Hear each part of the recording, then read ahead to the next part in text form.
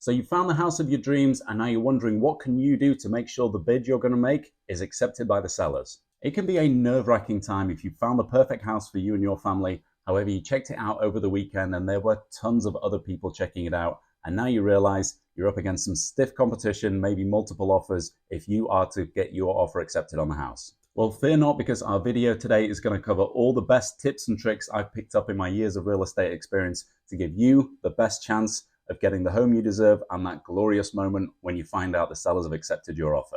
For those of you who are new around here, welcome to the Moving to Monterey channel. I'm Andy Woolfoot, they call me the British agent, realtor here in Monterey County. I get calls, texts, and emails all the time from people looking at upsticks and move out to the Central Coast to start a new life. So please feel free to reach out and I will do everything in my power to make sure your move to Monterey County is as smooth as possible. So we're doing a desk video today. I'm not a huge fan of these. I much prefer getting out into the field and showing you guys exactly what it is I'm talking about.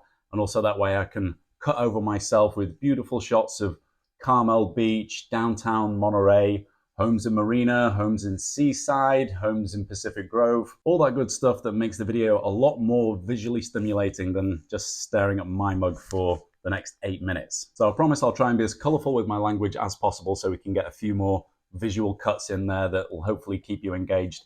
But I do have some good stuff for you today, so let's get right into the video and I can show you what you can do to get your offer accepted on your next home. Now, those of us that were active agents in 2020 and 2021 when the market went absolutely bonkers, apart from suffering from general low-level work-related PTSD, we also have a trick or two up our sleeve in how to make an offer that will get accepted by the sellers.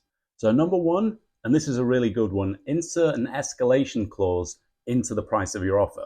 So the sweet spot for any buyer is to be slightly higher than the next highest offer that the seller received. That way you know for sure you got the house for the lowest amount possible. So here's how I work with an escalation clause. It basically turns your offer into an eBay style of bidding. So what that means is you come in with a purchase price. For this example, let's say it's $850, but you also include an escalation clause that tells the seller for every offer you get above $850, automatically bumps our offer $5,000 higher than that offer. But of course, that means you need to make sure you include a cap on how high you are prepared to go. So you've got to include a maximum price on it. So if you look at the addendum I have on screen for you now, let's just read through it together. The purchase price shall be $850,000 or $5,000 higher than the other highest offer received, whichever is the low amount. This escalation clause is capped at a maximum purchase price of $900,000. Seller shall, upon acceptance and without delay, provide buyer with a copy of the other highest offer received. Buyer has the right to contact the prospective purchaser making that offer or their agent to verify the validity of the offer. So there's no set language that has to be used for these things, but I've found that this kind of covers everything nicely. One thing to watch out for when you're submitting an escalation clause, I found in my experience is that sometimes the listing agents, the agent representing the seller, they don't like it. And you wouldn't have thought that would be such a great deal because obviously this is a business transaction, no need to get feelings involved, but it has happened more than once. I've got into conversations with the listing agents. I even had one person tell me, well, that's not fair, like straight up. And, you know, I don't want to be brusque, but I kind of had to respond, well, I don't really care about fairness. I'm representing a buyer and I'm trying to get them into contract. So, you know, what can I say? I'm sorry the other buyers didn't include escalation clauses. I'm trying to get my buyer into contract and get your seller the most money at the same time. So yeah, it can be taken the wrong way sometimes, but I still find it is a very good tool to make sure you are the highest offer up to the maximum amount you're prepared to pay for the home. Number two, make your offer confidential. Now that might be surprising to some of you who just think that automatically offers are confidential and that when you submit an offer, surely the seller and the listing agent isn't free just to call any other buyers and say, hey, these people offered $860. Do you want to offer more? But actually, there's verbiage in the contract specifically that says they are allowed to do that. In the PRBS form, it says offers not necessarily confidential. However, we do have a weapon to counteract that, which is the confidentiality clause. Now, you might be thinking, well, surely that's just for like, you know, rich Hollywood people who are buying $50 million mansions in LA. And you'd be right, it is frequently used like that. In fact, the confidentiality form, it can be as broad sweeping as you like. So you could just have it that the seller and the listing agent are forbidden to discuss the specific purchase price included in the offer. You can also have it that the seller and the listing agent aren't allowed to share your name with anyone. You can even change it so that they aren't even allowed to mention that they have an offer. The entire offer is confidential, let alone the price and who's making it. So this can be a powerful tool if it's combined with the escalation clause. That way the listing agent isn't allowed to say to any other buyers, hey, this offer's coming with an escalation clause. Feel free to come back with a higher offer in hopes that you can beat it. Think about it. You've got the highest offer on the table by one niche higher than the next highest offer, and no one's even allowed to talk about it. That can be a powerful tool to get your offer accepted.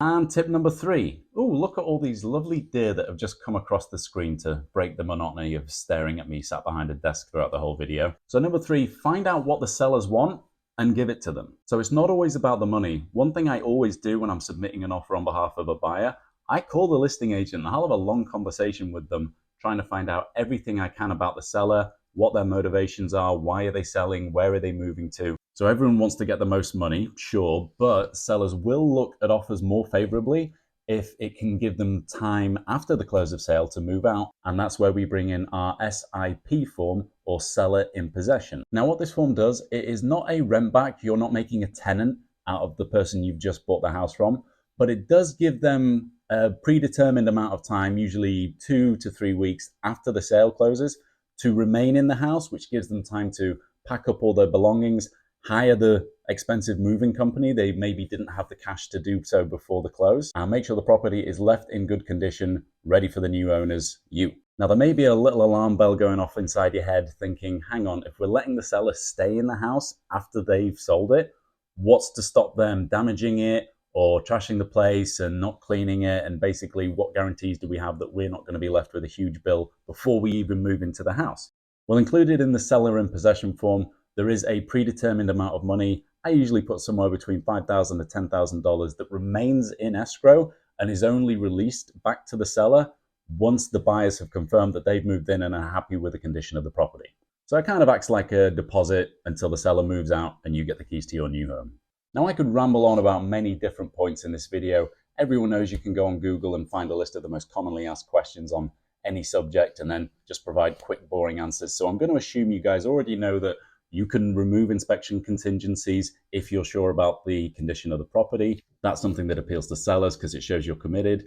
Also, you could put your deposit as the maximum allowed in California of 3%, which again tells the sellers you're serious about buying the home. So I'll draw this video to an end by sharing one thing that I really don't think works much anymore and is certainly becoming less fashionable. And of course, that is love letters from the buyers to the sellers. Now, sellers are pretty clued in these days, and everyone basically understands that what it is a way of trying to make the seller accept your offer in a circumstance where it might not be the best financial decision for them to do so. And listing agents know this and are more commonly advising their clients not to even look at them because it's basically a way of tugging on their heartstrings and let's just look at who makes the best offer and pick the winner based off that. Another reason it's becoming less popular, and I just found out about this, you guys might not know, America is quite a litigious society.